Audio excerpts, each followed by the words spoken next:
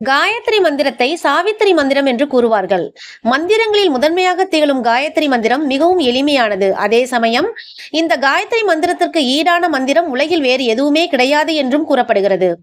ஒவ்வொரு கடவுளுக்கும் காயத்ரி மந்திரங்கள் உள்ளன. இதனை விஸ்வாமித்திரர் என்ற முனிவர் இயற்றியதாக கூறப்படுகிறது. இந்த மந்திரமானது ஒரு தினசரி பிரார்த்தனையாக உள்ளது. காயத்ரி மந்திரத்தை உச்சரிக்க காரிய வெற்றி உண்டாகும். தினசரி காயத்ரி மந்திரத்தை ஜபிப்பவர்களுக்கு அஷ்டமா சித்திகளும் கைகூடி வரும் என்று பல முனிவர்களும் அனுபவபூர்வமாக உணர்ந்துள்ளனர். வாழ்வில் சுகமும் சந்தோஷமும் கிடைக்க தினமும் காயத்ரி மந்திரத்தினை உச்சரிக்கலாம். இதை ஜபித்து வர எல்லா விதமான ஆபத்துகளும் நீங்கும் என்று சொல்லப்படுகிறது. இந்த மந்திரம் நாளொன்றுக்கு 3 முறை ஜபிக்கப்படுகிறது.